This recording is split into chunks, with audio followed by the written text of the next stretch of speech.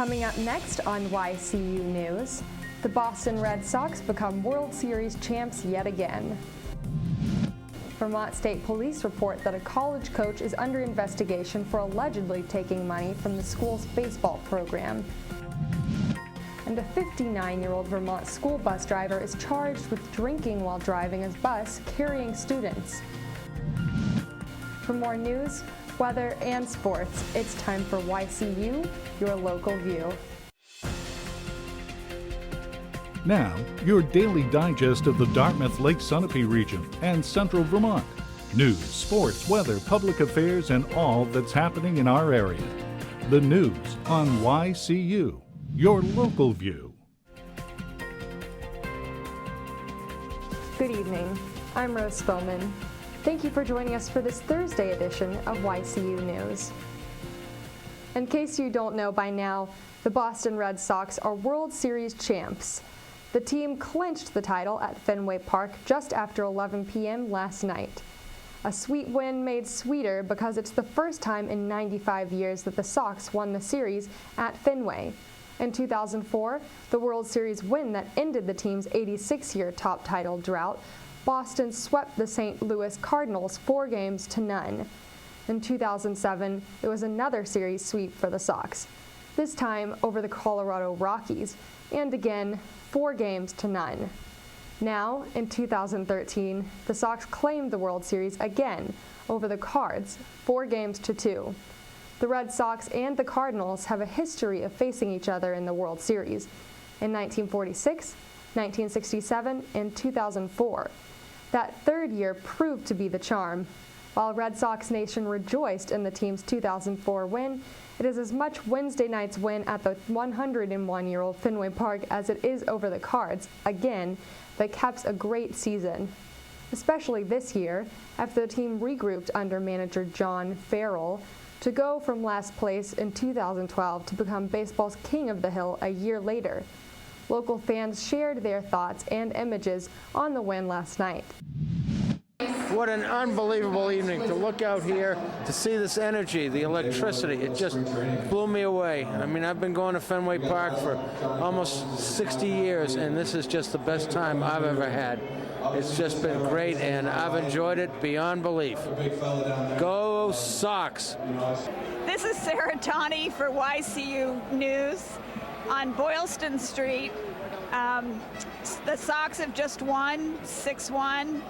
The crowds are calm, the streets closed off, the game's getting out, people are thrilled. There are a lot of police.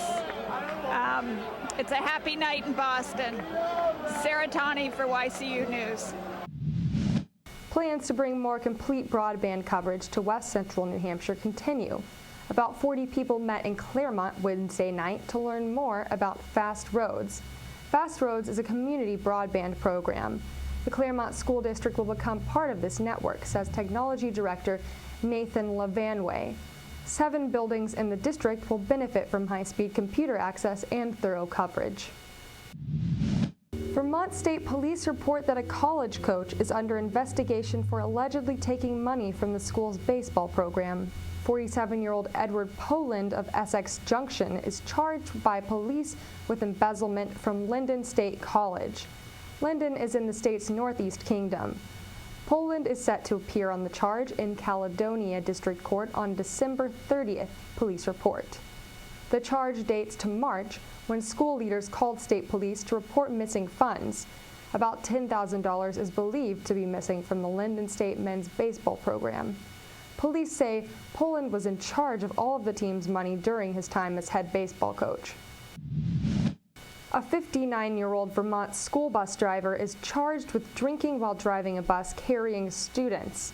The Vermont Department of Motor Vehicles alleges Hartford, Vermont resident Kent Quillia had been drinking on September 20th while driving student athletes from Hartford to Bethel, Vermont, reports the Associated Press. A November 5th court date is set for Quillia. There will be a 3-minute siren blast on Saturday as part of an emergency drill at the Vermont Yankee Nuclear Power Plant. Entergy, the company that owns and operates Vermont Yankee, must regularly conduct the test. Beginning at noon on Saturday, the 37 emergency sirens will go off. The tests are mandated by the Federal Emergency Management Agency, reports Vermont Public Radio. The sirens are in towns that lie 10 miles from Vernon, Vermont. That's where the 40-year-old plant is located. Vermonters in Brattleboro, Dummerston, Guilford, and Vernon will be affected, as will residents in Hinsdale, Chesterfield, Richmond, Swansea, and Winchester, New Hampshire. Now we have the YCU weather forecast for the Connecticut River Valley and Lake Sunapee region. Tomorrow may bring a few rain showers with a high of 66 degrees and lows in the 40s. Saturday's high will be in the upper 50s with a low of 33 degrees. Sunday will have a high of 41 with lows in the 20s. Monday and Tuesday's highs will be in the 40s with lows ranging from 25 to 31 degrees. If you're a film enthusiast or just looking for something to do this Friday night, head over to the Tupelo Music Hall in White River Junction for the screening of Freedom and Unity, the Vermont movie, at 6:30 p.m. And now it's time for a look at your local high school sports.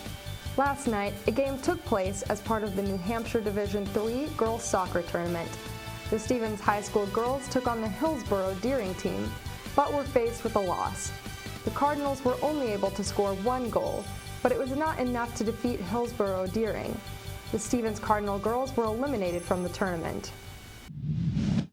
I'm Rose Spillman for YCU, your local view. Good night.